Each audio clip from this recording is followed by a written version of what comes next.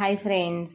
So ఇంకేదైతే మనం ఇప్పుడు యూట్యూబ్లో ఇన్స్టాలో ఓపెన్ చేసినా కూడా ట్రెండ్ అవుతుంది కదా, ఇది ఎక్కడ చూసినా కూడా అదే వచ్చేస్తుంది. ఇంక ఇది ఏంటి అంటే దుబాయ్ ఛాయ్ అని బాగా ట్రెండింగ్లో ఉందనేసి అందరు చేస్తుంటే నేను కూడా ఇలా ట్రై చేశాను ఫ్రెండ్స్.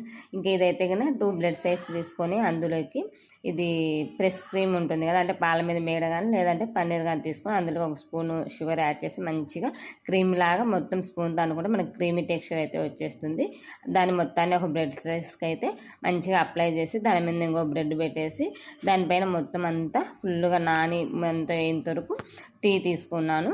టీ అయితే మంచిగా స్ట్రాంగ్గా ఉన్న టీ, బాగా యాలకలు ఇలా పెట్టి అప్పుడే ఈవినింగ్ టైంలో చేసిందాను. ఇంక సరే ట్రై చేద్దామని ఇదైతే నేను ట్రై చేశాను అనమాట.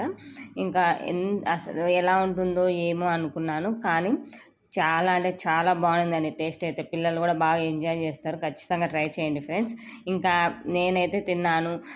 మ్యాక్సిమం మా వారికి అంతే స్వీట్స్ ఇలాంటివన్నీ నచ్చామన్నమాట. సరే ఒకసారి ఆయనతో కూడా ట్రై చేపిద్దాం, ఏమంటాడో చూద్దాం అనేసి ఆయనతో కూడా ట్రై చేయించాను.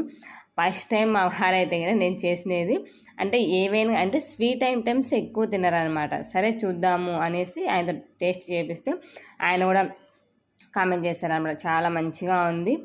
ఏం అంటే ఆయనకు నచ్చదేమో అనుకున్నాను. ఇప్పుడు ఆయన మాటల్లో మీరే చూడండి ఎలా ఉంది అనేది. ఖచ్చితంగా ట్రై చేయండి ఫ్రెండ్స్. చెప్పు. బాగుంది. ఓకే.